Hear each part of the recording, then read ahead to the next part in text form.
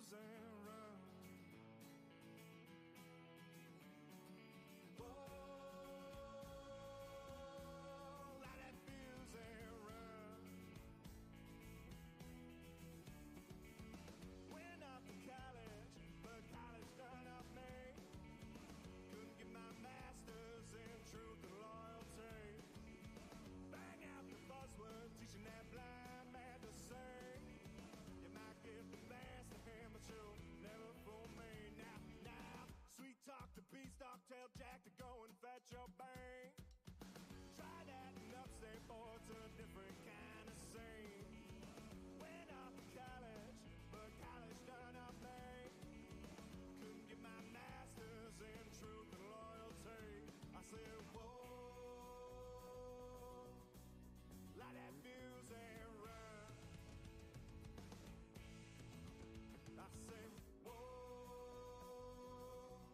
I am my father's son.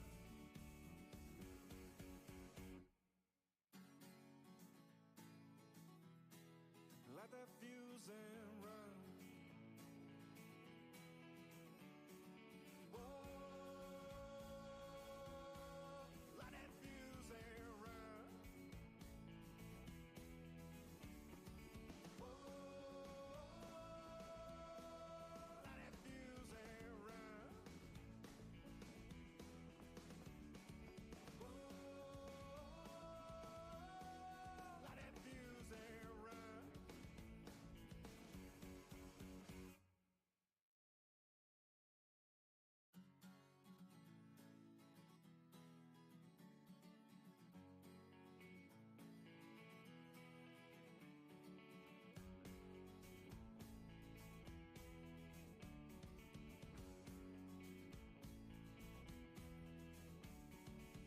Went off to college, but college done up me. Couldn't get my master's in truth and loyalty. Bang out the buzzword, teaching that blind man to sing. You might get the best of him, but you'll never fool me. Now, sweet talk the beanstalk, tell Jack to go and fetch your bank. Try that in upstate, boy, it's a different kind of scene. Went off to college, but college done up me. Couldn't get my master's in truth and loyalty. I said, whoa, light that fuse and run. I said, whoa, I am my father's son.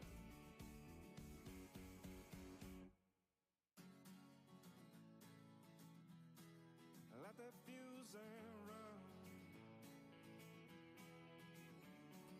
Whoa, light that fuse and run. Went off to college, but college done up me. Couldn't get my master's in truth and loyalty. Bang out the buzzword, teaching that blind man to sing. You might get the best of him, but you'll never fool me. Now, sweet talk the beanstalk, tell Jack to go and fetch your bank. Try that in upstate, boy, it's a different kind of scene. Went off to college, but college done up me. Couldn't get my master's in truth and loyalty. I said, whoa, light that fuse and run. I say, whoa, I am my father's son.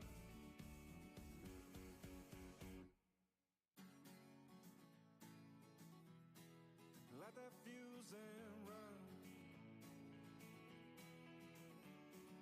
Whoa, light that fuse and run. Whoa, light that fuse and run. Whoa, light that fuse and run.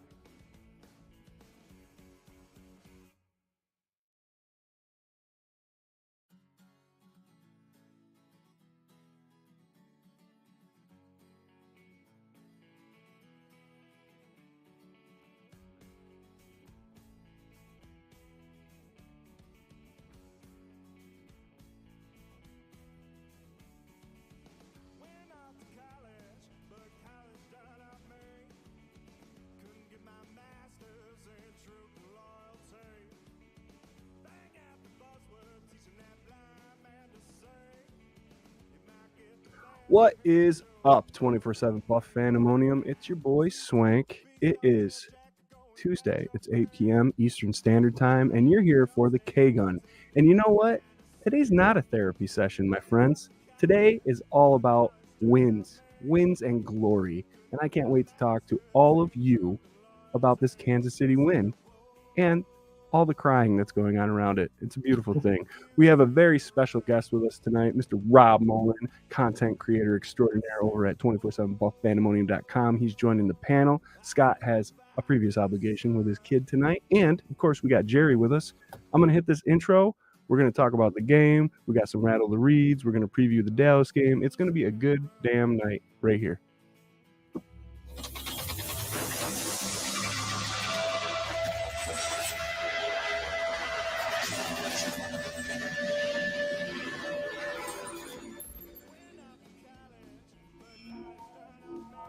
Here we are, and here it is. Oh, let me get rid of that song. There's a little Endless Mountain Derelict still playing. What is up, everybody?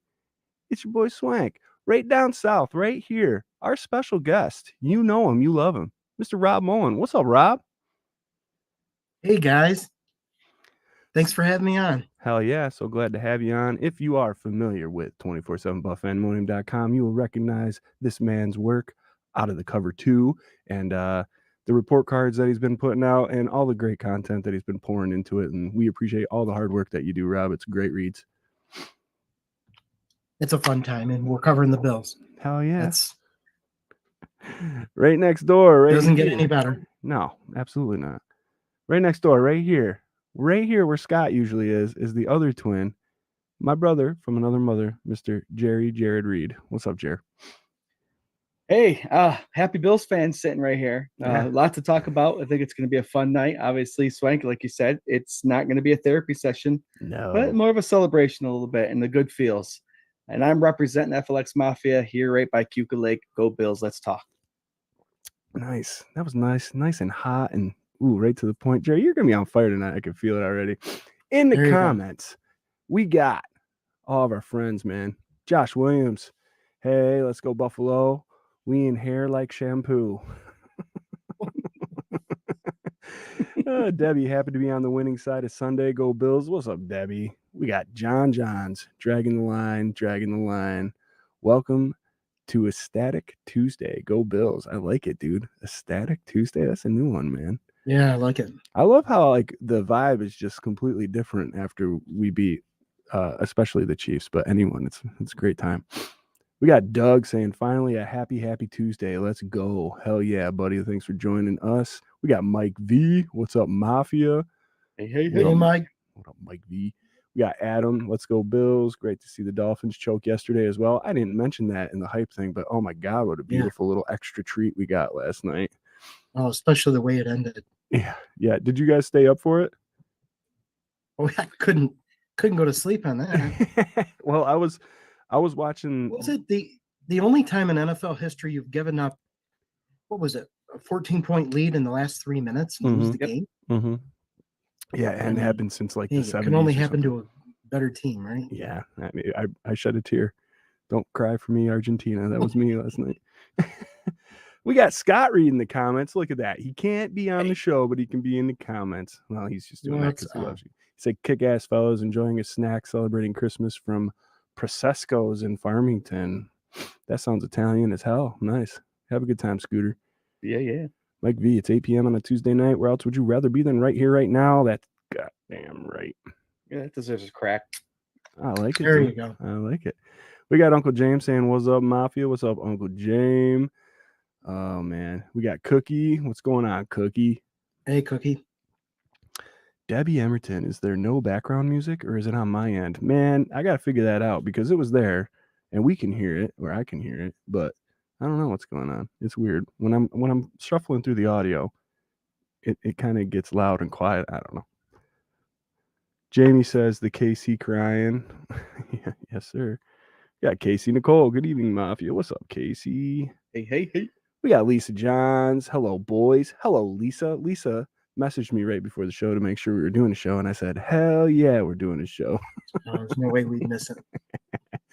Not today. Yeah, the beautiful Ellen Lartz. How great was Sunday. Bills win, Fins lose. It was a nice weekend, man. This is a newer name, Susie Norton. What's up, Susie? How you doing? Susie. Let's see. Oh, we got a lot of people. Lisa. Hi, Rob. Hey. John Johns. What's up, Rob? Doug. Awesome. I can't see any of that. So you just have to trust that I'm there in thought with every one of you. He believes you, Swank. He believes you. People loving you, man. Doug says, what's up, Rob? Josh, Rob with 5 exclamation points. People loving Rob. Cookie, Rob goes hard in the fantasy group chat. Love it. Hell yeah. He knows it. Hell That's yeah. why he hardly replies. I look forward to it. I enjoy every minute of it. Yeah, that's great, man. Doug says, corner office for Jarrod. Finally get one instead of being on the bottom. You got a promotion. For a week. For 1 week. Hey, the amazing Paulette Brown. They call him an intern or a temp? Yeah, he's a temp, dude. Paulette says, good evening, everybody. My Mafia family, love y'all. Let's go Buffalo. How you doing, Paulette? So great to always see you. Paulette. We got Dr. Bruce McKellar. Go Bills. What's up, Dr. Bruce? The Bruce is in, the doc's in the house. The Bruce is loose, man. Bruce is loose. You could see. Hey, Doc. Hey, you could see the injury report over on 247buffpandemonium.com. And Dr. Bruce bringing that hot fire, man. He's doing a great job. Might have some stuff for this weekend, actually. A little Dalton Kincaid, a little Micah Hyde, stuff like that. Let's see what we got. Mike V. I was between awake, a day asleep, trying to watch both games after watching the Sabres beat the Desert Dogs last night. I saw the Sabres. They whooped on them last night. It was pretty cool. My thing with last night's game was I was watching the Giants because that was like the local game. Mm-hmm. And they kept cutting to the Dolphins game. And I was saying to my wife and my dad, like, I'd rather be watching the Dolphins game. This, like, I don't care about the Giants and the Packers, like, or whatever. Like, I just don't care. DeVito was fun to watch. I like they do the little Italian thing, you know, every time. You see his family in the stands? Yeah, dude. They look like a bunch of old mobsters. That was priceless. Yeah, it was awesome. Did you see his agent? Especially the one that was dressed like a mafia member. Yeah, that was his agent, I think, right, Jerry? Yeah. Oh, no way, really? Yeah, he's got the nice hat on. And he's got like, oh God, dude, it was so funny. But I don't know, it's cool, man. What is he, like the 4th string quarterback or something for the New York Giants? Yeah. He lives at home with his mom and dad still, and his family. So she does his laundry. I love that. Yeah. Ellen, Mahomes had a lot of nerve. I agree, Ellen. We're going to get all into that here in a couple minutes. Let's see. Susie says, what's up from Ohio? John and Lisa are my brother and sister. Oh, very cool, Susie. Thanks for tuning in. I think I might have seen her name before. I hate when I do that. I see something new, and maybe it's like the 2nd or 3rd time, and I'm like, yeah, it's a new person, you know? But I guess it's a good thing, right? Like, there's a lot of names, a lot of beautiful comments, beautiful people. We got Lonnie Cook saying, hi, guys. What's up, Lonnie? I was just going to ask about her. She hasn't been feeling well. Oh, no? Oh, geez. That's not good, man. Lonnie, hope you're doing all right. Yeah, Lonnie. Get better, would you? I know a lot of people aren't doing well. It's kind of hitting that flu season and COVID's around again. So everyone, wash your hands. That's the best way to prevent spread of disease and germs. And that's a PSA brought to you by 26 Shirts. Go to 26shirts.com. Has the intern gone physician assistant at this point or what? Well, he is a massage therapist. That's his day job, you know. Oh, okay. There we go. When he's rubbing on people, he's always thinking, I need to wash my hands after this. There you go. Definitely after this one. We also recommend washing your hands after watching this show. Hey-o. We got Joey Hatch. What is up? He said, Mr. Reed, how you doing? Joey. Swank, how's it going? Oh, yeah, Joey. What up, buddy? Let's see. Joey says, get your flu shot today at Rite Aid, LOL, and your COVID booster along with it. All right, buddy. Listen, guys, we're so glad to have you here. We are part of the Buff Fan Base Network, and I was trying to go into that little joke, but as part of that, we are sponsored by 26 Shirts. Go to 26shirts.com and see all the great things that Down the Gang got going on for you. It's the holiday season. You're buying gifts for people. Buy some rad Buffalo sports merchandise from 26shirts.com and not only give something to somebody you care about, but help somebody you don't even know along the way. It's a win-win. There you go. 26 Shirts, go get it. Guys, what a hell of a win we had here, huh? What a hell of a game. Uncle James actually texted me during the game and he says, "This game is awesome." And I was like so on the edge of my seat the whole time. I was like, I don't know if I would say awesome. I would say awesome if I wasn't a fan of either of these two teams. Like, I'd be like, wow, what a great game. But Yeah. the fact that I want the Bills to win, I just kind of wish they would have kept that 14-point lead all the way through, maybe give me a little breath here and there. But man, after the week McDermott had, after that loss they had before the bye week, everything that's going on, the way they won, the way it turned out, I love it. It seems like this team's got a new fire, and it's beautiful. Yeah, well said. So, Rob, look at the expression McDermott had right at the end. Yeah. I mean, he just both hands on the knees, down, looking down the ground like a relief. Yeah. It was a true relief for him. Especially with dealing with the media during the week. Mm-hmm. Just it's been a brutal time for him. A couple of weeks of just some.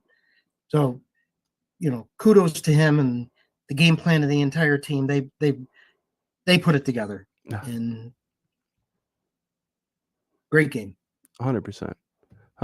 I think the way it just kind of like climaxed and like, like you said, everything with the media with McDermott, but not only that, but how he calls the ends of games, how they're like, their record's horrible in 1-score games or a couple points and all that stuff. It just, everything came together beautifully. And I just want to go right into the X's and O's, and then we can talk about the offsides that wasn't offsides that people are crying about. But Rob, why don't you give me your take on how this Bills offense looked on Sunday? I was very impressed. Several different things. I looked through the all 22 the last 2 days, and a couple of things really stood out to me. I want to really give most of the credit to Brady. I had some skepticism when he was first hired as quarterbacks coach. Never expected him to be OC, but he is doing an admirable job. He's basically taking and utilizing the strengths of this offense. He's putting Allen in positions where he can be successful. He's getting backs in space, and I've been screaming for that since we drafted Cook. It's like we got an opportunity here. Go back even a year or so ago, and we went after McKissick. We ended up getting Hines. All of that to one concept. Let's get backs in space. Let's stretch the field. I mean, Tom Brady had a Hall of Fame career doing the very same thing that Allen was doing on Sunday. Yeah. So what was utilized the most was what they call a 4-strong formation, which was used in Carolina by Brady. Essentially what happens in 5 wide, you take 4 receivers on either side of the line of scrimmage, you put them in a bunch formation, you have a wide receiver on the other side. Sometimes it was even Cook or Kincaid. And you take Shakir down the line of scrimmage in motion, you fit that, immediately tells you what the defense is in, whether they're in man or in zone. Automatically, then Allen is making the reads pre-snap, and he's calling the audibles correctly. The best example of that was the touchdown to Cook. Mm-hmm. He saw that safety moving over, called the audible, went back where he needed to be, 5-7 step drop, right over the top, open right to Cook, touchdown. That was Allen, but that was also Brady. Brady called that. And we utilized 12 personnel to perfection on Sunday as well, which Dorsey was really struggling with. Mm-hmm. I just think that you really got to look at what Brady is doing right now in the short period of time. In fact, here, I got a stat for you. Sorry if I'm taking too much time. No, you're good. But in weeks 1 through 10, our offense was ranked 16th against the blitz. In weeks 11 through 14, we are second in the NFL against the blitz. That's Brady. Yeah. It's great play calling. It's timing. It's understanding what the defense is doing. It also reverts back to the pass protection. I thought the pass protection was elite on Sunday. Now, they all had a few struggles here and there, but look at the job Spencer Brown is doing this year. They were rotating Jones all over the place on Sunday. He played defensive tackle. He played defensive end. And guys had to get manned up on him. Like McGovern was struggling a little bit on the inside. But on the outside, Brown was handling him on his own. Brown looked like an all-pro on Sunday. So there's a lot of congratulations to a lot of different parts of that offense. But then you can lastly talk about Allen as well, too. He was very resilient on Sunday against that defense. They tried to get him in pressure situations, and I thought he did an exceptional job finding the targets. But that offensive line and helping allowed him, I think it was 3.3 seconds of time of delivery, or seconds per attempt, was exceptional. That's a full second more than a typical quarterback is allotted, but they gave him time. It was an exceptional performance on offense, and kudos mostly to Brady. Brady is deserving. Excellent game plan.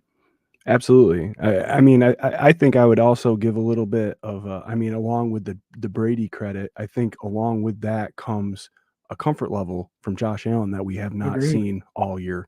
I think that he is sitting in there, and that play is the perfect example because he's comfortable enough in the pocket. He's comfortable enough with the plays being called that he can recognize these plays that he wasn't able to earlier in the season. I think simply because he wasn't comfortable with what Dorsey was playing and calling and when he was calling it.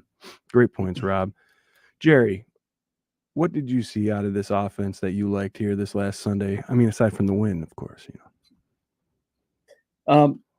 Rob alluded to this already a little bit. The fact that I'd like to go back and see how many times since Brady's taken over, Josh Allen has thrown to the running backs. I think out of 23 completions, 8 of those were to the running backs. And when you do that in a game, that's showing defenses that if you're going to take away stuff, I'm not going to be afraid to throw it to these crazy running backs that we have coming on here. James Cook came here because he can catch the ball in the backfield, and we are starting to see this talented player come into his own, and it's awesome to watch. What do you have? 80 yards receiving and 50 or 60 yards rushing? That's crazy on 15 touches. And then you're reading that, right? No, that's this one I'm going to read. Ty T. Johnson, five runs for 19 yards. Right? I mean, where did we find Johnson? Over there? Johnson's coming in. It's just amazing to see. What's insane is it was like 87.2 yards exactly, and that's just coming off the top of my head. What happened? I read it before I started talking. That's why I was able to pull it. But no, it's awesome to see that Allen's finally. We've been screaming it from day one. Throw out your running backs, and he's finally doing it. He's finally comfortable in taking the slow game when it's there to accomplish the ultimate goals to get points on the board. Where I am going to fault Brady a little bit, Rob, and I know you gave him high praise, but the last 2 minutes of the game, he passed the ball 3 times, and I think they're all incomplete passes. I feel like he should have ran the ball there. But at the end of the day, the Bills won still, so who am I to say? I think I was listening to WGR about that, and they were saying that where they were in the position they were in, they were thinking touchdown, as opposed to like running the clock out. Where I was exactly where you were, Jerry, where I was like, run, you guys are doing great. Push it down there, drain the clock, kick that thing with no time left. I want that, and let's call her a night. And I don't have to eat any Tums tonight. I can just hang out and have a great time. But yeah, I agree. The one thing that I noticed different, I mean, obviously several things have been different since Joe Brady's taken over, and I don't want to skirt over that amazingly athletic play that Josh Allen threw to Murray. That was the fumble. That was almost not the catch, that whatever. But that pass alone is the kind of freak athleticism that we've been missing out on for the first half of the season with Dorsey involved in the play calling. Again, that's a comfortable Josh Allen making decisions that, yes, they're Josh Allen hero ball-ish, but they're not idiotic. I feel like these have purpose. Honestly, it's Allen in rhythm. Yes. So whether it's 11 personnel or 12 personnel, the only advantage 11 had for Dorsey is it kept Allen in up tempo. The way Dorsey ran the 12, it was more of grinding. Yeah. That's not how Brady is doing this with the 12 personnel. No. In fact, majority of the catches, I believe, without looking at the stat, I believe were to Knox and Kincaid. I believe you're right. 12 personnel was very effective. Yeah. I'd like to ring my own bell for 1 second on Sunday sessions when Scott and I were talking about stuff. I said, what would be great is if the first pass to a tight end was to Knox and not Kincaid, just so they could prove that Knox was in the mix still, and he was just going to be a blocking tight end, and I loved that. I loved that he was getting dirty in the mix there. I want to add another kudos to both tight ends who did exceptionally well at the line of scrimmage and pass protection. Mm-hmm. Yeah. They were both phenomenal. Yeah. We got Lance Swank in the comments all the way upstairs. What's up, Dad? He says, hey, guys, I also think the Bills' offense used the clock well enough to keep the Chiefs' offense off the field. Yes. I agree. The running game was on point. Yeah. Just the use of James Cook and Ty Johnson in general, I thought was amazing. Well, how many times did you see the camera pan to the Kansas City sidelines when the Bills were on the field? Yeah. Yeah.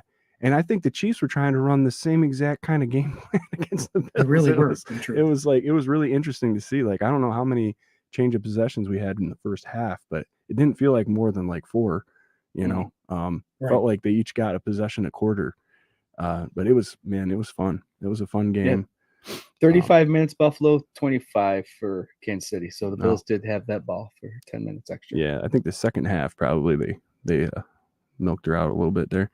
The one thing I did want to say about the offense that I noticed, and it's not like maybe a big thing, and I don't know if you guys noticed it, let me hear it. I loved that after Josh Allen came off the field, and Sarah, my wife, pointed this out, he's sitting on the bench with the headset talking to Brady. Every single time he came off the field, every shot they went to him, he wasn't sitting there, doing whatever or even talking. He was on the headset hashing it out with his OC, and I think that is huge. And I think it's hugely confident for him to know exactly what he's going to do or what they're trying to accomplish in the next drive immediately when he comes off the field, like why that didn't work or why that did work, what we're going to do going forward. How is the game plan changed? Let's go. And that's the exceptional difference because everything under Dorsey seemed to be scripted. Yeah, absolutely. Yeah, well, and even if the script wasn't working, right? Like there was no, you weren't changing plans. You were just going straight ahead. Whatever I got written, we're going with. So, and we'll never know the answer. Is given the ability to audible. Yeah. And we'll never know the answer. Couldn't before, but he's got more options now. Sorry, Jay. No, you're okay. Go ahead, Jerry. Yeah, we'll never know the answer to that dynamic of being on sideline and being in each other's ear, because we all know Ken Dorsey can be kind of a hothead. Yeah. So was there a reason why Allen wasn't putting that headphones on and listening to him because maybe Dorsey need to cool down? Whereas Brady's probably like, you get back here, bad players or good players, we got to talk right away to fix everything. Yeah, that's an excellent point. And I'll tell you, I thought about that today, even just minutes before the show. I honestly attribute that to the fact that Dorsey has not been an OC before. Mm-hmm. And he's worked directly under Dable, and they got to the number 2 offense at the end of the season last year with Dable's playbook, in my opinion. Yeah. So it's him sort of learning on the job to some degree and with little success when they're trying to run some of the formations that Brady is obviously, there was a reason Kincaid was selected number 1. They wanted to switch and add the 12 personnel. Now we're seeing the fruits of it. It's coming together. It's looking impressive, and Brady's doing an exceptionally good job with what the defenses are bringing. Do you have the breakdown of how often they ran it, Rob? I don't. Oh, okay. I was just curious because I know when everybody was, ringing the bell for it in the preseason, like 12, 12, 12. That's why we have Kincaid. Let's run 12. And then they started running it, and it wasn't successful. It was almost like Dorsey was trying to cram a square peg in a round hole. Exactly. And running it too often to almost prove a point, or I don't know what it was, but it wasn't working. Whatever was happening, it wasn't working. And we were always saying on the show, like, you don't have to run it all the time. It can just be a package. You can just throw it in. And it seems like it's certainly tougher to run when you're facing 8 in the box. Yeah. And he was just pressing the situation. Jets are the best example of that. I mean, they stifled us at the line of scrimmage. Mm-hmm. Absolutely. You can't run against that. No. Not with our backs. No. I have Allen throwing it 42 times, and they ran it 28. But out of those 28, I think maybe 3 were not planned runs by Josh. But out of the throws, how many were to the backs? That's the biggest difference. Yeah, I think 8. There you go. I know at some point, like maybe in the 6, second 7, 8, quarter, 8. they threw up a graphic where like wide receivers had only been targeted like 3 times. Well, Hardy only had 1. Yeah. And he made that, and Shakir was only targeted 4 times. Yeah. And you see the huge fit Diggs was throwing because he wasn't getting the ball all the time. Oh wait, you didn't, because he's a hell of a team player and he just wanted to win. It was. I just need to say it because I don't know if you saw him walking off the field at the end of the game. Josh Allen came up to Diggs and said something in his ear, and I think he said something along the lines of, "Keep getting us out of the woods, Allen. Keep getting us out of the woods." Oh yeah, they had their arms around each other walking out of the stadium. Yeah. Yeah. Oh, Horrible teammate. yeah. What a cancer to the locker room. I make that joke every week and it never gets old to me. So it's beautiful. I do have one concern I want to bring up. Sure. I think it's relevant to what we're talking about here regarding run versus pass. I did notice in the All-22 that Allen turned down opportunities with Davis. There was one play in particular where he threw to Kincaid, pretty much locked on Kincaid, even though he moved the safety off from Davis. Davis ended up in the end zone alone. Mm-hmm. But he threw out to Kincaid, and it was a high ball. It was that, if you remember later in the game, it's on the left side of the field. Kincaid went up for it. I'm starting to see potentially what might be Allen turning down opportunities with Davis on third downs. I thought that's what I witnessed in the All-22 is, the lack of trust now with Gabe, which is not good. We're going to need him down the stretch. And I saw Davis on his own running wide open, like in that Kansas City playoff game where he had 200 some yards. It was the same routes. And then Allen was not throwing to him. He went opposite directions at least twice. Yeah. So it'd be interesting to see next couple of weeks. Yep. Yeah. I agree. I want to see Gabe get touches, but I also think at this point, I don't know, again, like you're saying, how much trust is there? Now you got Hardy making that like really clutch catch to convert a third down. You got Ty Johnson stepping up. You got that's Cook. My boy right there. I like that. Yeah. You got Cook coming out of the backfield. You got a lot of options there, and they still need to put all of their attention on Stephon Diggs. You got Dalton Kincaid coming up and being as advertised in this point of the crucial part of the season. Yeah. And so yes, I want Gabe there. I want him to be involved, but I think he needs to be. Yeah. There are teams that are going to take Diggs out like they did yesterday or Sunday, because they were literally mugging Diggs. Yeah. I mean, you can go back and okay, they always say the quote is there's holding on every play. Yeah.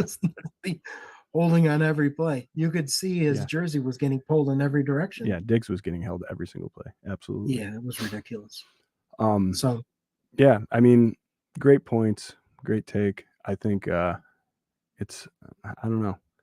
It's just, it feels really good, the direction that this offense is going right now. I want to hit Debbie right now. She asked the question, does 26 shirts ship to Canada? Yes, they do. It's just a different rate for international shipping. So if you go to the website and you order something, just plug in your address and I think you'll figure it out. I was over here typing on that while you guys were talking a little bit. All right, it's 8:30. Let's briefly touch on this defense and we'll move it along here. Make sure you're getting your questions and comments in, and don't forget we are sponsored by 26 shirts, 26shirts.com. Go see what Del Reed and the gang got going on. They ship to Canada. All right.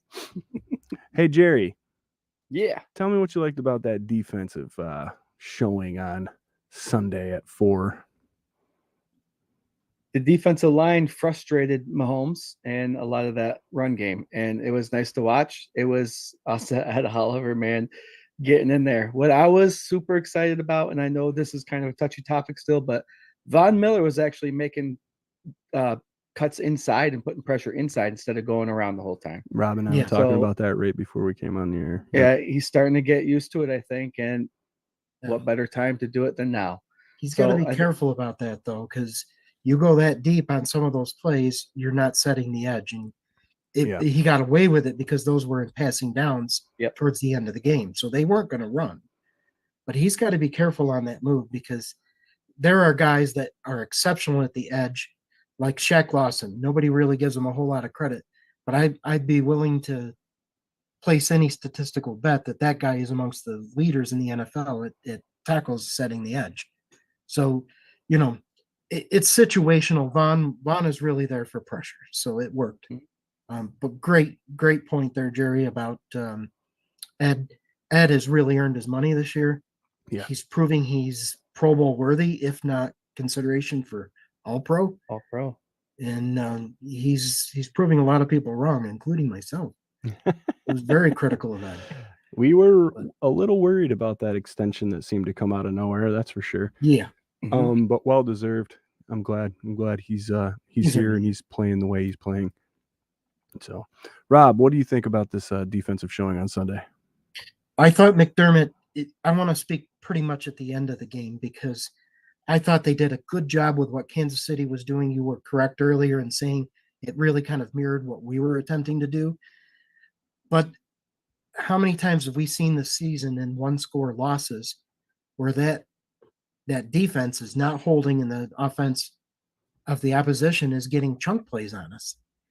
They changed things up a little bit. Dorian Williams saw some serious playing time on those. Instead of doing the 0 blitzes, they were sending 5 by utilizing Dorian up the middle, which was textbook perfect. It resulted in the way the game ended. They got a few yards, but that pressure on Mahomes was Dorian Williams coming up the A-gap. Yep. And that's the perfect guy. You drop already, we've already seen where why am I at a loss for names? The guy that replaced Edmonds. It's terrible. I forgot his name, Bernard. but he's exceptional in coverage. Yeah, Bernard. Yep. Terrell Bernard had has had an exceptional season. Dotson's playing lights out too, man. Oh man. So, you want to drop that guy back further in coverage, send Dorian. Send him. He can get in there inside the guards or over the center. I would like to see that going forward because I'm a little concerned about the end of games and how we're trying to win the game on defense. This one, they did an exceptionally good job, I thought. Yeah, I agree. I think McDermott was right there. And then we were talking again before the show went on. The heartbreaker before the bye week, all the stuff that came out about McDermott with that, the article, and Scott and I got into it a little bit on Sunday sessions. I don't know. We don't have to hit it. Everybody knows what it's about. I didn't read the article. I've definitely gotten a good synopsis of what it's about through X and everything else that's come out. Yeah. And I don't know, whatever. But we need that rallying cry a little bit. Yeah. With the team, because they all rallied behind. They wanted to make this one for McDermott. I really believe that. Mm-hmm. I've heard it somewhat quoted in the media, but they're behind their coach. They know who he is.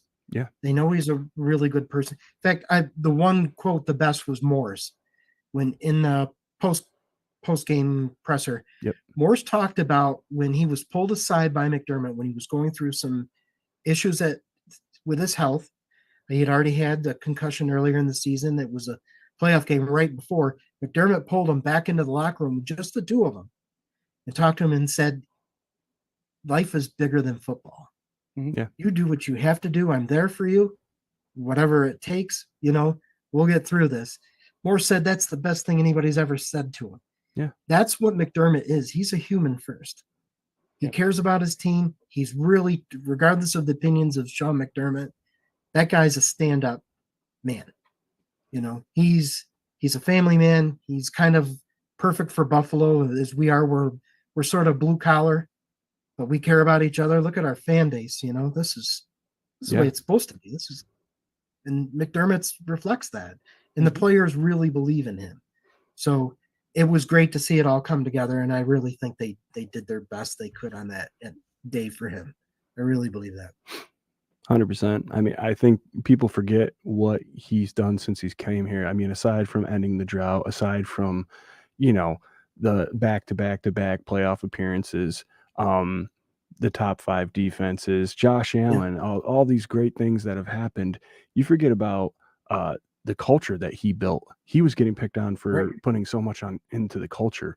And guys and players saying from the very first season that he was here, how much of a family they've never been to a team or a city that had such camaraderie on the team, and guys that wanted to play for each other, and how Sean McDermott was a family guy first, and how we shared these intimate things about ourselves and grew this connection. He built this team into this so much, again, that he was parodied. People made fun of the culture, but that brought Von Millers here. That brought Stephon Diggs here. That brought people wanting to come to Buffalo to compete and be in a place where they were respected and not only respected, but had a chance to compete, whether they were undrafted or a first round pick or, misfit toys or superstars. Everybody got a fair shot, and they knew it when they came here. Yep. So, including Douglas. Yeah. I'll tell you, after the game, there's a camera down the hallway after every single game that shows the guys coming into the locker room. And Douglas is already arm in arm with everybody. Yeah. He's already, you can tell he likes it here. He fits in. And, these are the kind of players that we want. And by the way, speaking of fitting in and coming back, sounds like Daquan Jones is coming back. I saw that little tweet. I sent it to the boys. I think I might send it to the fantasy group too. But yeah, Sean McDermott talking about Daquan. What a perfect time for him to come back. This defense is just firing. I mean, thinking of all the injuries and everything that's happened, you're talking about, again, a defense that is so depleted injury-wise that just held, again, my dad just put this comment in, defense held a high-power offense to 17 points. Now, granted, I think Kansas City's wide receiving core is the worst that Patrick Mahomes has ever had. I also think they're bottom of the league. And Patrick Mahomes is the only reason, along with Kelsey, that they've even been competitive in games, because those wide receivers are responsible for all of their losses. Andy's an exceptional play caller too. Yes, and Andy's an exceptional play caller. But that goes into all this stuff with Mahomes and crying and the situations he's been put in. He's pretty much had a powder puff career. And not to say that, he's fantastic and he's amazing and he's everything. Didn't have the road that Allen had. But he did not have that road. Absolutely. He's never played an away playoff game. He's got Andy Reid as a play caller, one of the top offensive lines, one of the top wide receiving cores, Tyreek Hill, Travis, you name it. They were already Super Bowl ready. Yeah. Yeah, it was plug and play. Alex Smith got him ready. Yep. Yeah, truthfully. Mm-hmm. So. You know who else has McDermott's back?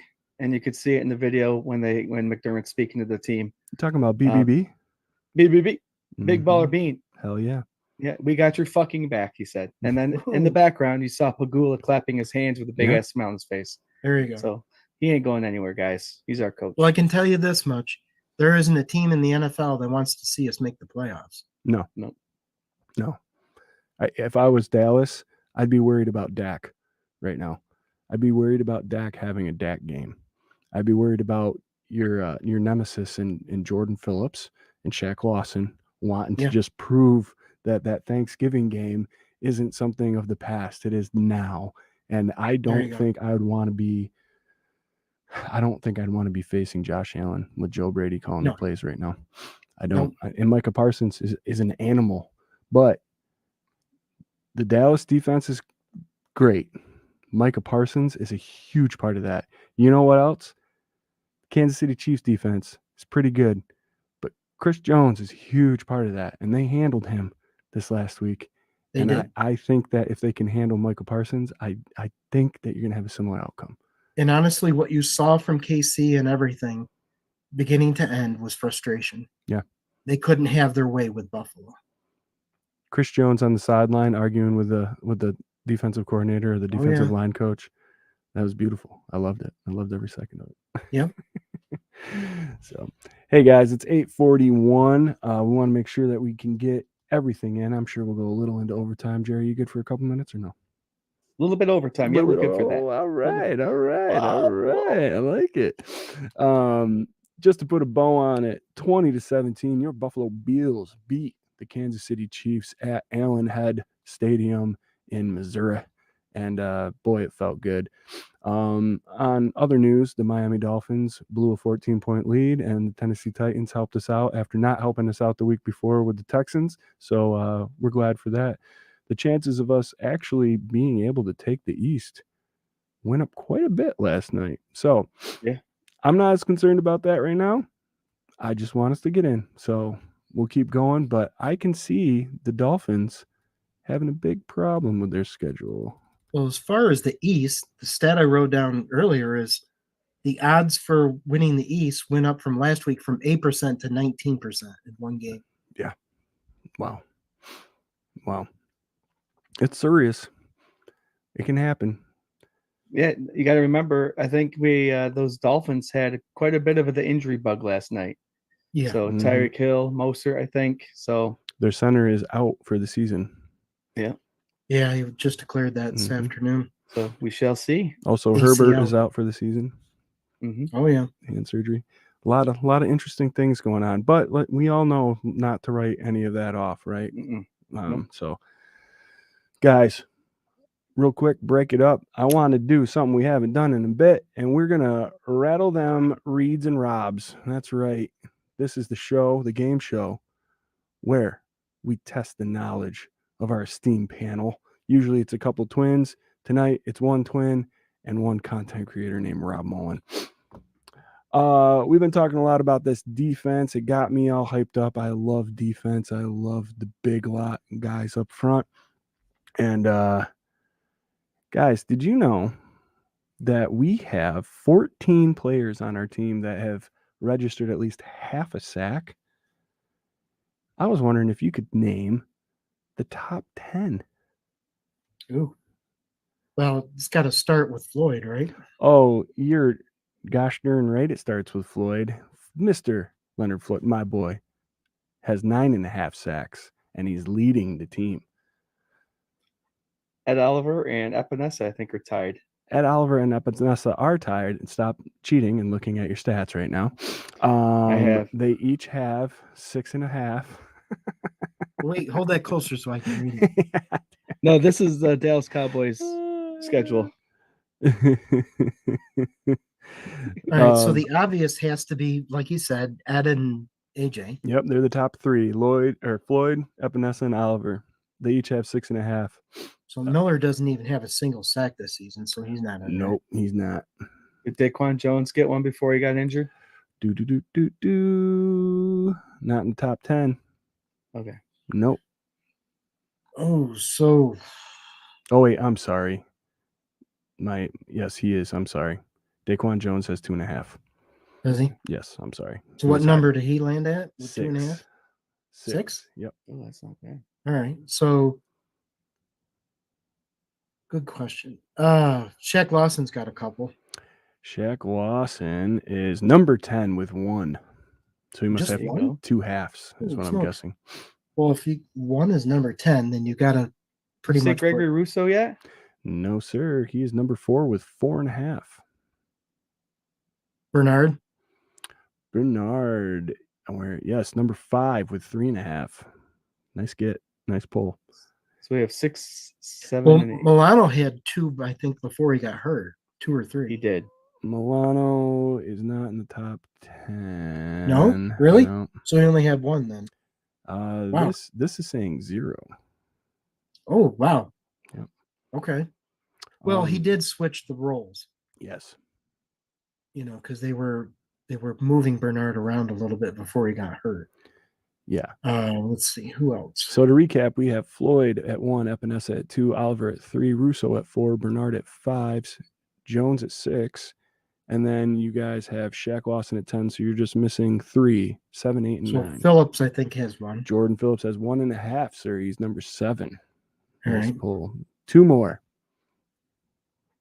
Does Dotson have any? Oh, Kingsley Jonathan.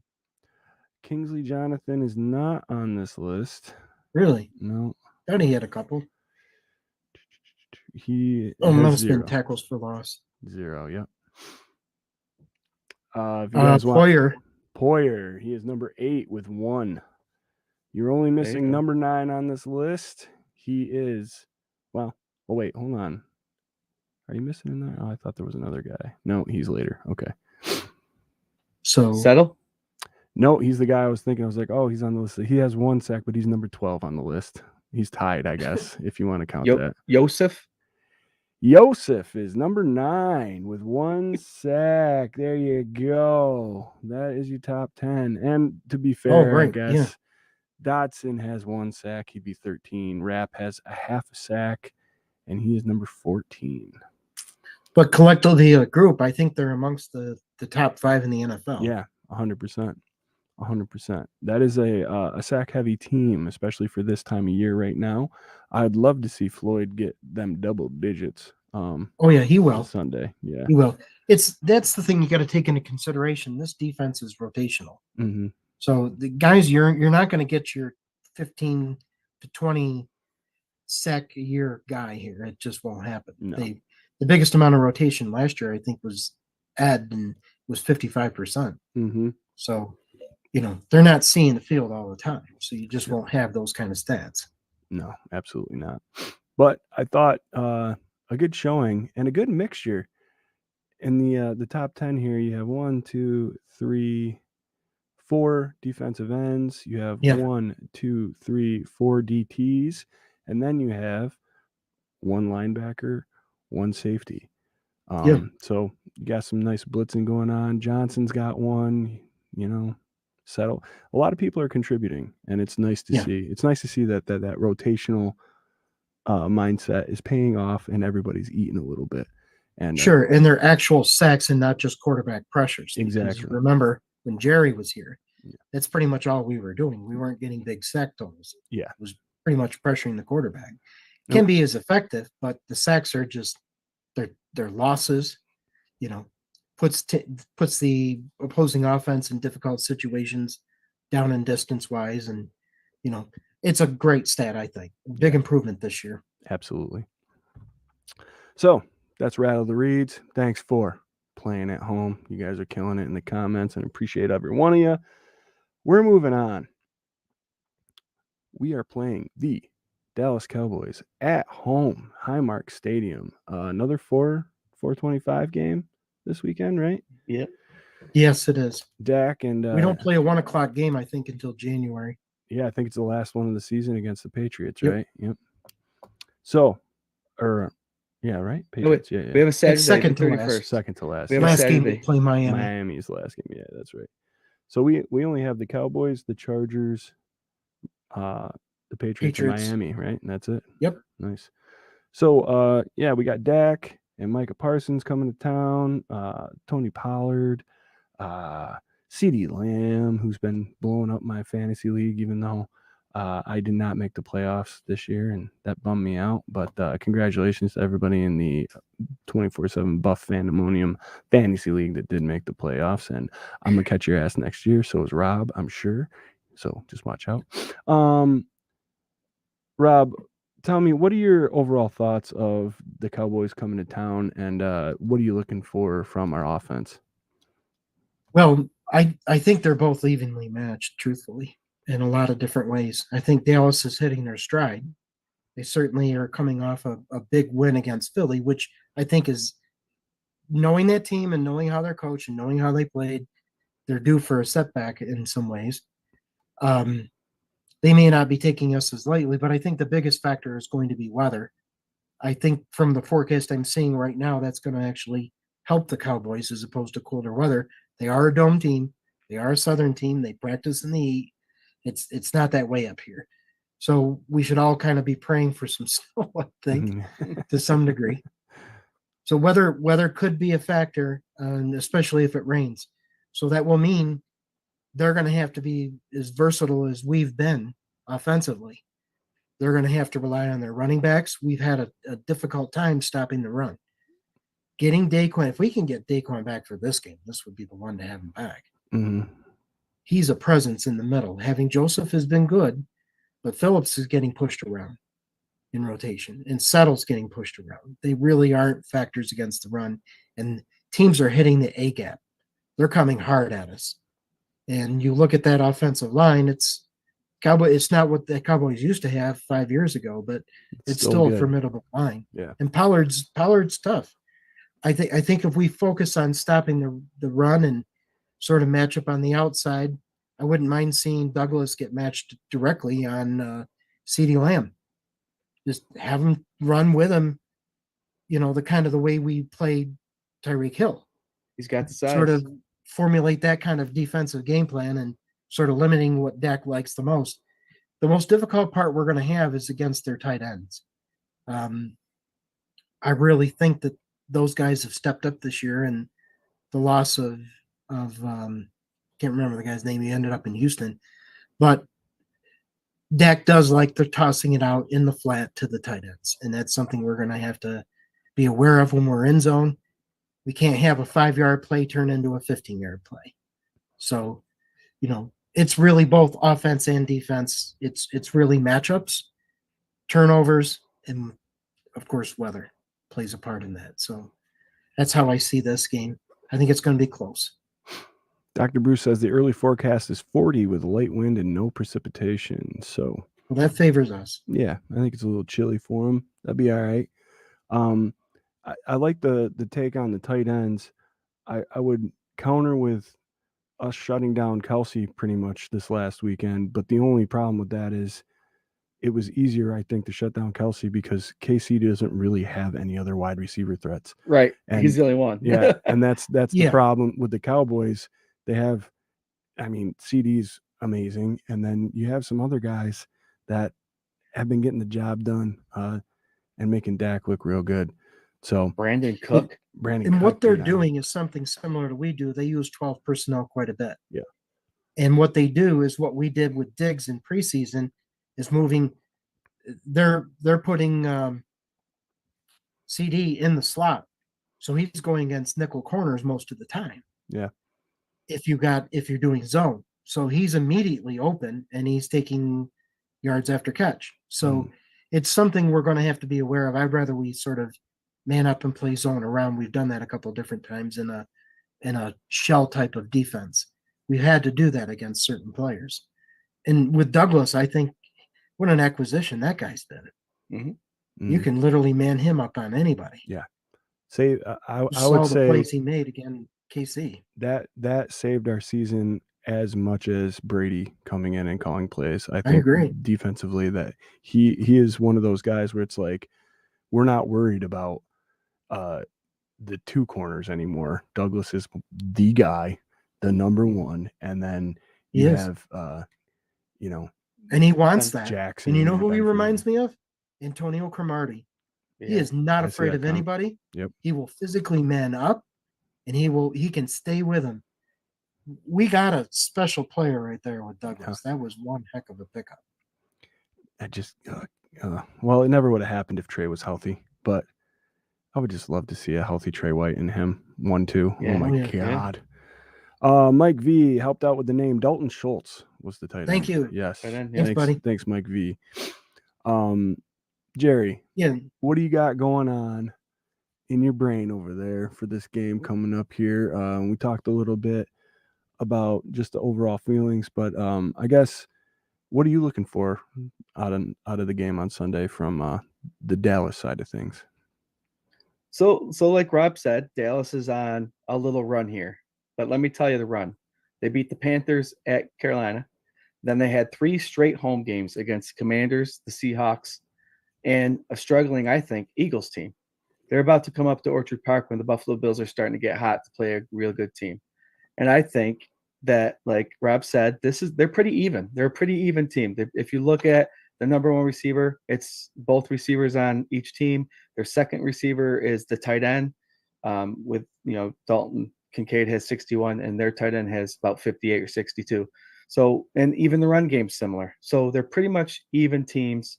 And it's just going to be, I think the Cowboys they're scoring lots of points right now, beating teams by 2 or 3 touchdowns. But I think reality is going to hit when they actually have to face a team in this past month that's got something to fight for and, is on their way up. So I'm looking forward to a nice, tough game, but we could win by 10 points, but we'll just have to see. And I'm looking forward to see Brady's continuation of this offense moving down the field. Him and McDermott growing together week in and week out. They had their little play call mishaps this past week, but I think they'll get that nipped in the bud, and moving forward. And the continuation of Sean McDermott's defense is gonna just continue to dominate. And I can't wait to see Dak getting flustered. Did you say nib it in the bud? Nib it in the bud. Nip it in the bud. Nice takes, Jerry. Shibbity doobity. It's fun. It's fun for me, for us to be able to do this, and then Rob, to have you here is great. And it's nice just to like switch it up and get like the different dynamics and the personality. You and your brother and I, like, I feel like we've been doing this for 4 seasons now, which is insane to think. But like we have like a certain flow and back and forth and whatever. But like I just love like throwing in Rob, having you here, man, with your insight and your cadence, and then Jerry, and I don't know, it's just fun. So appreciate all you guys hanging with us out there, and appreciate the panel tonight, man. It's a good time. For me, man, Tony Pollard, he's a problem for me. I agree. We need to stop the run. I think this is a highly motivated defense with a highly motivated coach, and the Bills got that chip back on their shoulder. I wouldn't, like I said at the beginning of the show, wouldn't want to play this team. If I was any other team in the NFL, I don't want to play this team, and I want the Bills to be out of the playoffs if I'm any other team in the NFL, because I just think that after last year and the way everything went and all of the just crap that got dumped on this team, I mean, starting in training camp all the way through to DeMar and just running out of gas, meeting up with those Bengals, and then you come here this year and then it's not as bad, but it's like everybody forgot about that, nobody cares about that, and now we're running through this like different thing with injuries, and then the Von Miller thing, the Sean McDermott article, all this crap, and now I just think it's reset everything.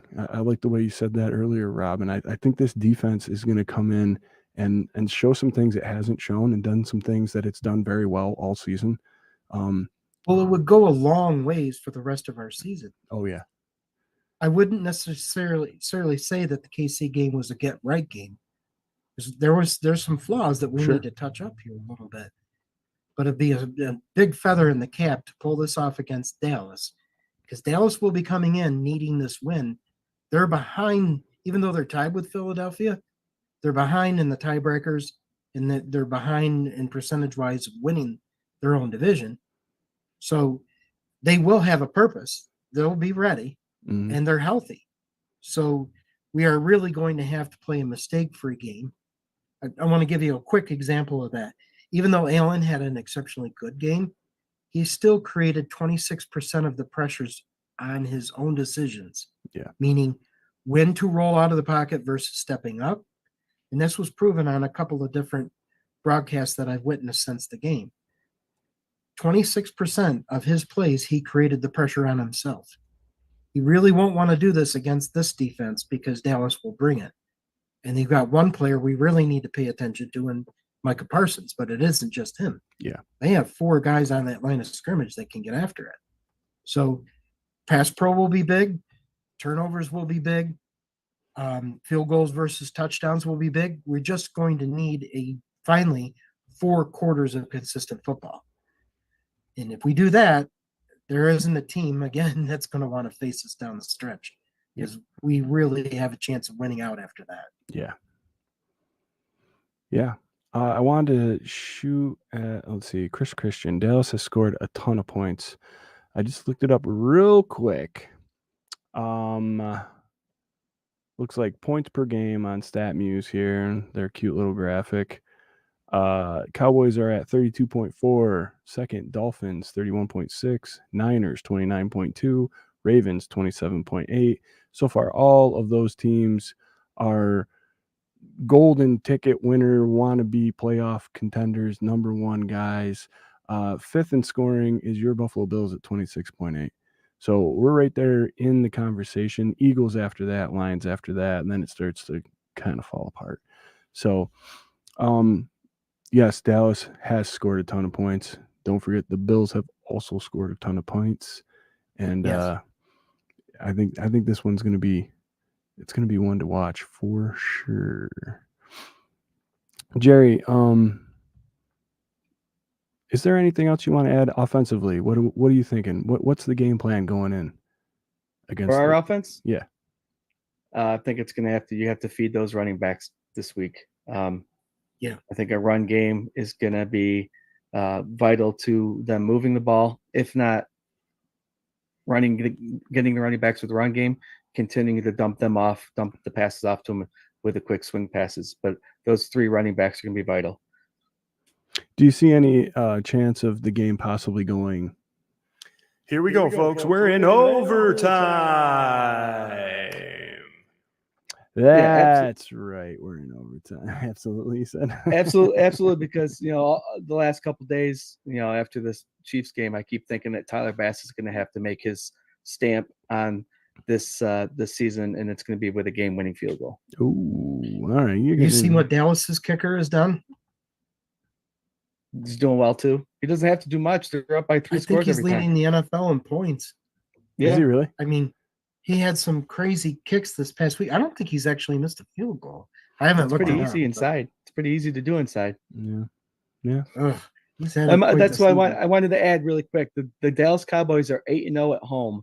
They are 3-3 on the road. There you go. And they've lost to 2 good teams, the 49ers and the Eagles, but they lost to the Arizona Cardinals. And when they're on the road, they don't score as much. So there's Jerry. that factor too. Excellent point. Yeah, 100%. Great take, my man. Uncle James, I actually don't know. Could it be Diggs on Diggs? No, Cowboys Diggs is out for the season, so he will not be suiting up. But that would have been really cool, and I'm sure that came into consideration when they were making the schedule. What do you guys think? Want to go around, do some bold predictions, X factors? We'll do some score predictions. Do we want to talk about the call or no call? Oh yeah, we haven't done that yet, have we? Jesus, this night has just flown by. Yeah, Rob, why don't you lead us off? We wanted to talk about the offsides that was not an offside. So take it away, Rob. Well, I think you're seeing a little bit of a privileged team there. When you go to the podium and you say, hey, I know it's a penalty. This isn't verbatim, but essentially what it broke down to, a Hall of Fame coach saying, we knew it was a penalty, but usually we get a warning. Truth of the matter is, Tony left that huddle and waved to the sideline judge. He looked directly at him, waved to him, but Tony had not even set yet. No. Yeah. He got up to the line of scrimmage, and he stepped over the neutral zone. So for people that don't know, the neutral zone is actually point to point of the football. Yep. Not the blue line you see on the field. It's the actual football. And the football was back half a yard from the blue line that you saw on the TV. He was so far ahead that his foot was on the blue line. So he was in Buffalo's territory. So he was totally lined up offside. And if it's that egregious, that's what you have to call. Mm-hmm. And the sideline judge could not see the football because his foot, where they were positioned, they couldn't see the front half of the football. So he did not turn around. He left the huddle, waved, looked over, then lined up and stared down the line of scrimmage of the football, never checked back with the official, who, as a courtesy, they will move him back. So here's Carl Cheffers, the head official at the end of the game. No warning is required, especially if they are lined up so far off sides where they are blocking our view of the football. End of story. It's a penalty. Yeah. It's a penalty. It didn't demand a courtesy. It didn't demand, that's who didn't notice him that far ahead. He was ridiculously so far ahead. How did Mahomes not see it? How did Andy Reid not see it? It's almost as if they expected a no call. Well, I don't care if it happens in every other game. Here's a really interesting stat. So let's see here. We're looking at prior to 2023, when we had part-time officials, that had only been called 7 times in the last 3 seasons. This season, with the new full-time officials, it's called 13 times in 2003. So it is being called, and he's wrong. Mm-hmm. It's not as if they've called it. And this was the worst example of them all. So, hey, you could have even looked down the line of scrimmage. Juwan Jones was 2 yards off the line of scrimmage. He's been called more than any offensive tackle in that illegal formation. Mm-hmm. More than 3 times more than any other offensive tackle in the league. Not only that, Benford, who was on Kelsey, got picked 5 yards down the field. You're only allowed to do that within 1 yard. Yep. So which penalty you want to talk about? Yeah. Right. There's a bunch to choose They from. had two But the no play calls looked on the cool. same play, Mhm. but what the penalty they're bitching about and crying about is the one they were so egregiously off. His foot was in the Buffalo side of the territory. Yeah. Mhm. That's what that blue line actually starts. Like, so they were going right to left. So where the football was, the blue line starts on the left, the front tip of the ball. Ahead of the football. Yeah. So The really, football wasn't even in the blue this line. is the blue line. His foot was in this space, which is And on the the neutral other zone, side which of the nobody football. can be in, is the Exact- width of that football. Yeah, the 11 length inches. of the football. Yeah, 11 inches. That's it. And yeah, if you look down the line, also there was other photos that came out.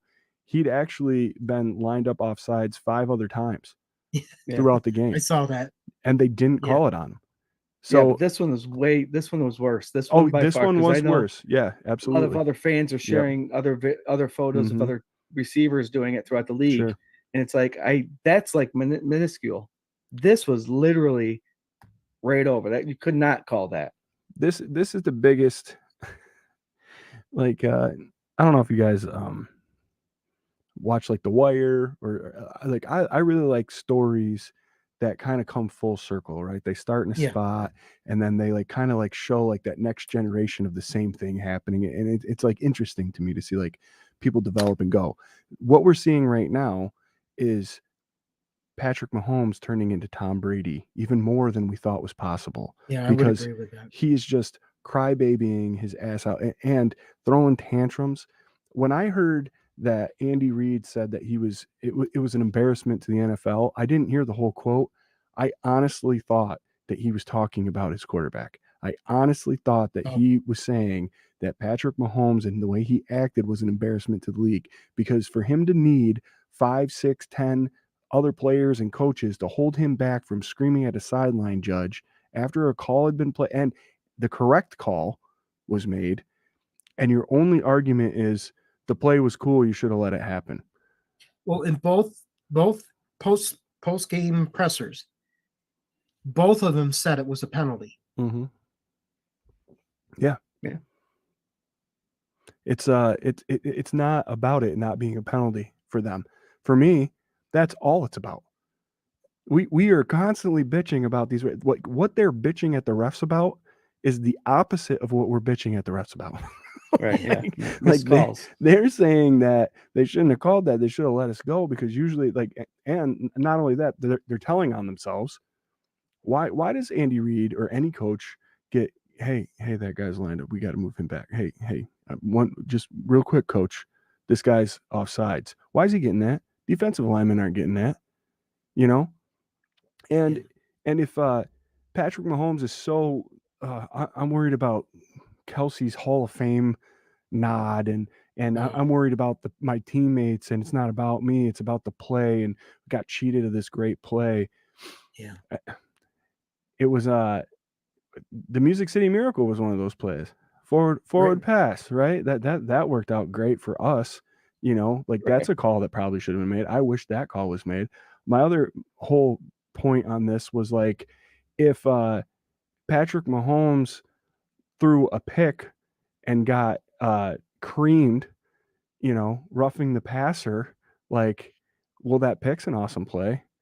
Do you want to erase that because you got creamed and you know, you got roughed? Like, you can't do that, because that was an amazing. It's just the stupidest logic, and it's crybaby bullshit. Like, It really is. the flag's out. You don't argue that. You don't take that publicly and argue that. You let your coach do that if he gets so fed up that that's what's going to happen. Or in the offseason, the owners' meetings, they talk about this kind of stuff. You don't bring it out now, like when you're Did that a middling not sort team. of scream sort of bias and privilege? 100%. 100%. And I'm sure it's like one of those things. It's like, it happens everywhere, blah, blah, blah. Fine. If it happens everywhere, fine. They threw the flag. It didn't happen then. It was egregious. If you're going to go on either side of the line all willy-nilly, like, you can get real extreme with it. If you let them go, you're talking 3 feet, you know, Yeah. like, you're talking 3 feet over the line. Yeah. Like, Oh, yeah. So how far do you push it? What if he was 4 feet? What if he was 5? You know, like, there's got to be somewhere where you stop it. You know, it just, oh God, The fact that, again, it was called 13 times this year in 2003 and only 7 in the past 3 seasons. So, and also you gotta remember, this flag was thrown before the play even happened. So it's not like the bullshit play where they wait for a result and then throw the flag because they didn't get the result that they were hoping for. This was before the snap or before the play even got going too. So that's the big part too. It wasn't in to hurt anybody. It was, all right, he's offsides, we gotta throw it. Yeah, it's not like they saw the play and then they threw the flag. Yeah, absolutely. It was, they threw it right there and then, but I don't know. It's happened to us, and watching these Chiefs fans cry about it. It only happens to us. Oh my God! Like, can I give you a history of the Buffalo Bills from the time I was a little kid until now? Last week, 2 weeks ago against the Eagles. Like, can I just give you a highlight reel? Do you have like 14 days straight to just watch me like melt down and cry over horrible calls? Like, let's just be thankful that we've got Josh Allen who knows how to handle himself and post-game pressers and on the field. As a kid, he grew up being a Brady fan, and he used to mock being an announcer as a kid watching the games. Actually, he was Joe Montana, but he was pretending to be an announcer as a kid. Parents even videotaped it, so they've shown it on a couple of different games. But he understands sort of coach speak, what to say, how to handle himself. He never talks about himself. He always, if there's a blame, it's, hey, this is on me, kind of thing, and never really, when he's had opportunities to do so, he could have gone the opposite direction like Mahomes did. But we've got a really level-headed quarterback who loves to be here, and we're lucky to have him. So, with that showing, it like really makes me very thankful that we traded to get Tre'Davious White. And yes, I know Mahomes is like this generational talent. I'd rather have Josh Allen. I'd rather have that blue collar way that he came up writing all those letters, going to JUCO, climbing and fighting his way onto Wyoming, climbing and fighting his way into the ranks of the draft, being doubted for the first 3 seasons of his career while he just grew and grew and grew. And then he finally gets to where he's in that top tier, top of the mountain. And all everybody's doing is waiting for him to do something. He throws too many interceptions. He doesn't do this. He doesn't do that. He's not even a whisper in the MVP conversation. He's responsible for the most touchdowns by a single player in the NFL right now. Like, I don't know. It's this Buffalo biased bullshit. Well, look at how many statistical records he has in his career so far. Yeah. It's about to break another one if he gets 40 touchdowns this year. He had? 3, 4 now? Yeah. How many is it? Dennison, Dable, I guess it's Dorsey, and now Brady. So he's had 4. Did he have Dennison? Dennison was gone. He had Dennison. Yeah, I think so. Did he? I thought he was last year, because they were when they were done with the Peterman experiment, Josh played the last half of that season and then Dable was brought in the next year. Okay. Oh wait, so who was so it wasn't. I'm thinking of who was the coordinator the first year that McDermott took over. Dennison. Was it Dennison both years? Yeah. He went 2 seasons. Right. Why did I think? Let's get these bold and scores going, fellas. Oh yeah, what's the matter? You getting a little antsy over there? None of the kids are sleeping. The baby's still up. All right, let's get our bold predictions. We're gonna go around this panel here. We'll start with Jerry. What is your bold prediction for this weekend against the Dallas Cowboys? Well, I think that Allen is going to have one hell of a game, and he's going to get that 40 total touchdown nugget. And so whatever, air or ground, he's going to hit 40, which will be another NFL record for I think 4 seasons in a row that a quarterback has ever gotten 40-plus touchdowns in a season. So Allen will get it this weekend. I like it. Rob, what's your bold prediction for this weekend? Not naming an X-factor player, but I think we're really going to utilize our backs a lot more against Dallas. We're going to control the line of scrimmage in the trenches. I think we're going to play this one close to the end of the game, I think. And I think defensively, McDermott's going to do what he did here against Kansas City, change it up a little bit, send in 0 blitzes if it comes down to it. We're basically going to take what, Dallas is doing and make our proper adjustments this time. I think it's going to be a close game, but my bold prediction is just going to be a group effort all the way around. I think this is a game, as much as Dallas needs to win, we need it as well. This would be a feather in our cap. I like it. A nice feather, too. Yeah, a pretty one, a long one. For me, my bold prediction, I'm going to go on the offensive side of the ball here, and I'm going to say Stephon Diggs wriggles his way and has a 100-yard game with at least one touchdown. I think you're going to see Diggs return. There's been a little bit of there's always those people kind of searching, I feel like, in the Bills, content creation media and even the national media, and they're looking for something, even though the Bills had a great game. They're looking for something to say, and right now what they're saying is that a problem? Stephon Diggs hasn't had a huge game and in a couple games, and for me, it's not a problem. It's not a problem unless they're losing. So if they won this last week and the week before they played a really close game, and now he's still doing his job if he's not getting catches. Yes. You know what I mean? So I want to get away from these screens, these design screens to Steph. I know a couple of them have been successful. That is only because Stephon Diggs is an athletic son of a bitch, but he's a route runner. Have him running routes.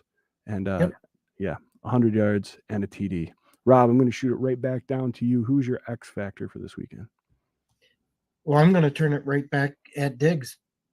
Quite honestly, he's going to be matched up because of his brother not being there. They've utilized Stephon Gilmore quite a bit. Mm-hmm. Yep. And if Dallas decides to go man, I think that's where Gilmore struggles. Gilmore is more of a zone type corner. So you remember when we had Cleveland's defensive coordinator here, we did a wide 9 zone. That's when, you really saw the best of Gilmore. Gilmore's not a great man, and I think Diggs is one of the toughest covers in the NFL. I think he's going to have a huge game. A lot of what they'll be focusing on is getting after Allen. I'm with Jerry. Allen should have a great game, but Diggs is my X factor. I like it. Ooh, I really hope they just put Gilmore man on Stephon Diggs and they he'll just eat him up. Completely eat you. There's no way. There's no way Stephon Gilmore can hang with Stephon Diggs. Oh my God, that would be so great. Jerry, what do you think, buddy? The X factor is going to be the offensive line, protecting Josh Allen and the running backs. I think if they can do a good job at doing that with Parsons and stuff, I think that it'll allow for this 3-headed backfield, 4-headed if you include Allen, to get the rushing game going and the passing game going. So the offensive line, the X factor is the offensive line protecting the backs and Allen. Wow. I like that. I would say that you probably read your brother's X factor, which is our offensive tackles versus the Dallas front 7. There you go. Nice, I nice just saw job. it. Hey, Twin bro. brain. What's up, Scooter? Dr. Bruce says X factor D-line. Lisa John says Gabe Davis actually catches a pass. I like that. There you go. Mike V. I'm all for that. X factor will be Allen's ability to keep Bland neutralized by looking him off. He's got 5 Bland. touchdown pick sixes this year. Bland. Oh yeah. Oh, okay. He's crazy cornerback, man. I'm not Yeah, up on. I'm not up on it. I'm not up on the Dallas corner. So Mike V just taught me something. John Johns, Cook with a huge day, 100+ yards and 2 TDs. I loved it. Mm-hmm. Alan Lart says Knox and Kincaid 1 TD each. Nice. I like that. I've also been thinking that too this week. Yeah. My X factor is definitely on the defense, and I'm going more that tight end route. I think the linebacking core is going to have a day. They're going to have to really utilize that zone coverage, like Rob was saying earlier. I think Taron Johnson is kind of going to factor into that a little bit. I agree. So you look for Dorian Williams to kind of keep chugging along the way he's been chugging along. I think I don't know. I think the X factor is these linebackers, period. We need Bernard to have his day, and we need all of them just to come in and chip in and shut down that running game and those tight ends. Some of these young guys getting that experience, especially against Kansas City. Mahomes, Dorian Williams getting in there and putting his body on Mahomes. That if you get a little taste of it, it can start to build. And I love that take, Swank. Dorian Williams could just continue. He was to build. exceptional at Tulane doing that. Yeah. As Bernard was, with Baylor. Yeah. So they both have the ability. I think you're going to see, it depends on how the game goes. if you start to see Pollard getting more touches, then you'll see more of Dodson. Because Dodson is exceptional at the line of scrimmage against the run. Yeah. He just can't cover. Yeah. So a lot of it's going to be what early successes and what McDermott has to adjust to.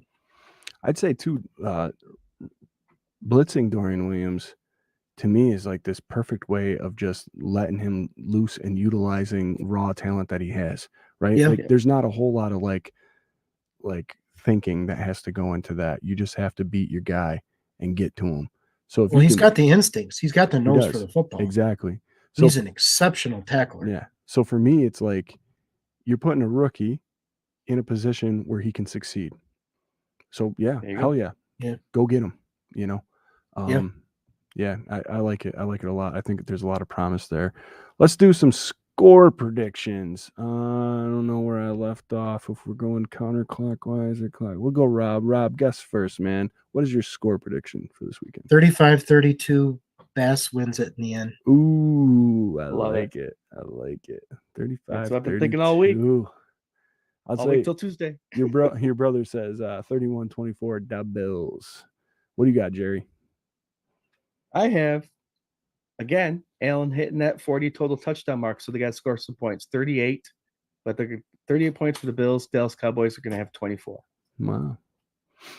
All right. Let's see. Charlotte says Bills special teams better show up. John Johns 28-18 Bills. Chris Christian left pointing arrow to his pitcher. Homer 37-17. I love it. Debbie says 42-29 Bills. She's going for it. The good Dr. Bruce says 24-17. Joey Hatch 37. Buffalo, Dallas 28. Mike B with the Bills win 38-28. The amazing Paulette Brown 34-20. I'm assuming Buffalo. Oh, and she put it in the comments right after Buffalo win right there. Very nice. Very nice. Myself over here. I've been trying to lay off the Homer stuff. I want this to just be hard-nosed Buffalo Bills football. I want it to be serious. I want them to go and really play a clean, just efficient game. So I am going 27-17 Buffalo Bills. I think they win by 10, and I think they snuff out a little bit of that Dak, kind of like they did on that Thanksgiving a couple years ago. It made me so happy. Charlotte says Bills 30-24. I like it. Let's do our pick'ems here. I'm sorry, Jerry. I'm trying to get us out of here so you don't get castrated or whatever. We don't want that. Well, it doesn't really matter to me, but we don't want Rob. Ooh, we don't want that. We got Jets and Dolphins, a 1:00 game in Miami. Jerry, what do you got? Jets and Dolphins. I have the Jets rolling after this week's win and beating Miami. That's kind of beat up. Ooh, upset. Go Jets. I don't have the pick'em records right now, but I know Scott is leading. I am second, and Jerry is last, but not by much. I think we only got like a game or two between us right now. Yeah. Scott says Jets. You guys, what are you giving me? Some low-hanging fruit here? I'm going to go ahead and say Dolphins just to say Dolphins, and I hope you're right. Rob, what do you think? That's a tough one. Miami really needs to win this, but the Jets, look what they did this past weekend to Houston. Mm-hmm. That's how they beat Philly. So who's to say they can't go into, Miami and pull out a win? So I'm going to go Jets. Man, look at me. Look at me being the guy out on the island. Oh, yeah. Wolf. Hey, man, I hope you're all right. Everybody. John Johns, Jets. Joey Hatch, Jets. Mike V, Jets to help us out. I love it. Let's go. Chiefs at Patriots. Do they recover? Do the Chiefs recover, or do they get their ass kicked by the Patriots? Rob, what do you think, buddy? No, Chiefs got this one all the way. Put me down for a Chiefs too there, buddy. Yeah, I don't know what New England's folded already emotionally. Yeah. Of course, they did win this last weekend, so. No. Yeah. Scott says Chiefs too. Jerry, who'd you pick? You picked the Patriots? Patriots, you said? Patriots. The Chiefs. Patriots. You guys heard Patriots. He said Patriots. All right, let's see here. We need some games that affect us, like Steelers and versus Colts. Yep. That's a Saturday game at 4:30. You getting a bunch of football this weekend. Buff fan base at the Buff Fandemonium. Rob, what do you think? Steelers or Colts? Colts all the way. Colts all the way. Yeah, I don't see Pittsburgh recovering. This is going to be difficult for them. Pickett's had a really bad season, and he's injured, so they're not doing well. And I don't. Colts really need this. Stay with Jacksonville and Houston. Yeah, I believe. I think it'll help us more if the Colts win too. At this point, so yeah, I'm going Sam Colts. What do you got, Jerry? I'm right there with the Colts. All right. John says Colts. Mike V says Colts. Let's see here. Chargers, Raiders. Scott says Colts. Texans, Titans. That depends on who starts. Yeah. If Stroud comes out of concussion protocol, you'd almost have to go with Houston. Mm-hmm. I know Davis Mills is a low end starter, but Tennessee's been last 2 weeks been putting up against good teams. I mean, they've been playing tough against good teams. Tennessee, Levis, man. Yeah, that's why I'm playing. I'm having Tennessee upset Houston. I like it. Yeah, it's a good call. John's Titans. Scott, Titans, baby. Mike V, Titans. I'm thinking I'm going Titans as well, man. I really like the Texans. I really like Stroud. I don't know what happened. They must have got figured out this last weekend. I thought maybe it was because Stroud got hurt, but then I saw the report and it was like in the fourth quarter. So for the I'm Titans, hearing reports of him being in the conversation for MVP. Is he really, in your eyes, is he really doing that well? I like him. I don't know. I wouldn't put him over a lot of other guys, you know. Right. But of course the guy I am biased towards, thinking that he's having an MVP type season. He's not even in the conversation either. So I don't know. I don't even know what to look for, I guess, right now, you know, like it's hard to tell, but I don't think so. I mean, I could see him. It's a bit of a reach. I could see Lamar being in that conversation. Well, he's truly offensive rookie of the year. We know that. Oh, yeah, absolutely. He's almost got 4,000 yards. His touchdown is pretty much 4-1. Yeah. He also can run the ball. So yeah, and they're winning. So that's the formula, right? Honestly, yeah. But it's a new culture there. Yeah. What D'Amico Ryans is doing is pretty special. Yeah. I like it. I really like it. They're fun to root for. Right now, I'm not rooting for them, but they are fun to root for. And our boy Singletary's having a decent year. Yeah, Give him absolutely, the ball. man. Absolutely. He moved out Pierce. Singletary's the starter now. Mm-hmm. There you go. You're putting up yards, man. All right, how about Ravens Jags? Did you pick? Ravens. You picked, right, Jerry? Yeah. Okay. You said Jags, Rob? No, Ravens. Ravens? Okay. Jags are hurting. Mm-hmm. Jags are hurting. They're limping. They may limp their way into a wild card. Oof. Let's get them out of there. Just get them out of the mix. Let's go. Jerry, what do you got? I have Baltimore winning this one. I have Baltimore winning this one as well. We got Scott, Ravens. John's, Ravens. Mike V, Ravens. Debbie Emerton, Ravens. There you go. Joey Hatch, my boy. I'm going with the Jags. I would like to see the Ravens take some losses. Sure. I mean, I think at this point, I don't know. Just let the Ravens win it out. Yeah. The only reason why I want the Ravens to win is because if Miami finds a way to keep winning, I don't want Miami to have the bye because I don't think they're going to win in the playoffs when they have to play against winning teams. So Baltimore take that bye and have Miami play the first round. Yeah. Yeah. For sure. All right, man. I think that'll about do it right there for some pick'ems, guys. Wow, what a fun night, man. It's 9:30. We went way over time. Jarrod is going to be grounded. Definitely grounded, man. Sorry to do it, man. We had so much fun, though, talking to you guys tonight. I'm going to throw it down to my boy, Rob Mullen. Thank you so much for hopping on, Rob. And hey, it's been great, man. Yeah, we're going to try and get him on more to fill in when one of the three of us can't get there, and maybe a little Sunday sessions, too. There you go. And some cool stuff maybe to look for in the future of his own doings. So, Rob, give us a final thought and let them know where they can find you. It's not over. We looked good. We really looked good when we needed to.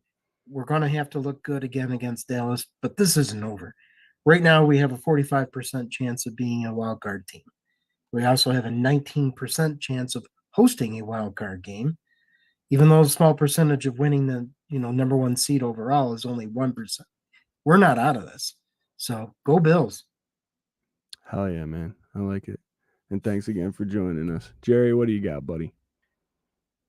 Like Rob said, we are not out of it. Actually, we're quite in it with the way their Buffalo Bills have been playing the last 2 weeks. The injury bug is kind of going away from us now, and things are clicking. Our offense coordinator and head coach are finally getting things together, and it's just looking nice. And guys, always remember we have Josh Allen as our quarterback. Root hard for this game. This is a tough one. Like we said, they're both even teams coming in, but they have to come to Buffalo to play at our home stadium in front of the Bills Mafia, and that's just a total different beast. They're not going to be used to it.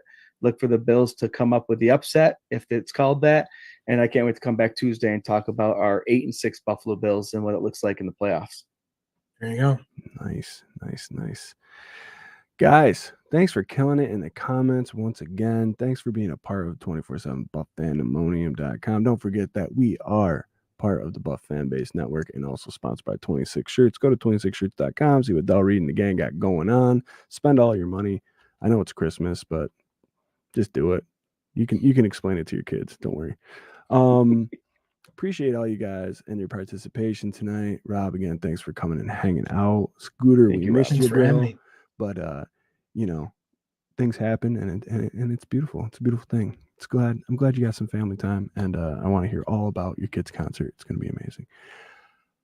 Guys, you can catch us every Tuesday night, 8 p.m. Eastern Standard Time, right here for the K-Gun Report on YouTube's, Facebook's, Twitter's, anywhere else. We're also putting the audio up on Podbean, and it'll be on Spotify, Amazon Music. I'm working on Apple Podcasts, but it's being a son of a bitch right now, so you can get it on all those other things. And, say it all the time. Just appreciate it. Appreciate this time you got. Your team's competitive. They have a winning record. They're making a playoff push. It's a real thing, and they got some fire in their ass. So cheer hard, drink beers. Go Bills. There you go. Bills. Go Bills. Go Bills.